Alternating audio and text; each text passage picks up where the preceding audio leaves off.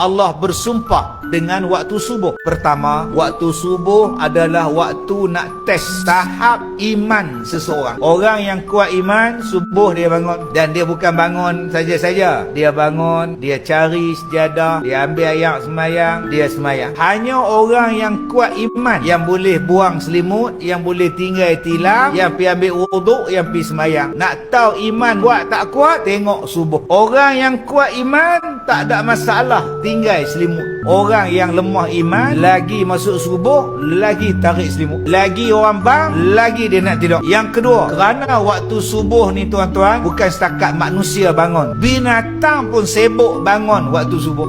Menengok ayam, kadang dia lebih bangun awal pada kita. Cuba tengok burung, waktu subuh bangun dah duk cek nak terbang lah, nak cari makanan. Sama naik dengan manusia. Maka kalau kita ni tuan-tuan bangkit subuh tak semayang, pergi kerja tak semayang, pergi sekolah tapi tak semayang, agak-agak sama tak dengan binatang. Yang ketiga, kenapa Allah bersumpah dengan waktu fajar atau dengan waktu subuh? Kerana keistimewaan waktu subuh. Selepas subuh, Nabi larang kita tidur balik. Sebab pada waktu itu malaikat menaburkan, malaikat mengagihkan, malaikat membuka pintu-pintu rezeki. Maka orang yang tidur balik lepas subuh, beratlah rezeki dia, mahallah rezeki dia. Kalau nak jadi orang yang murah rezeki, orang yang lebat dengan rezeki, lepas semayang subuh, pergi buat kerja, pergi berjalan, pergi cari rezeki.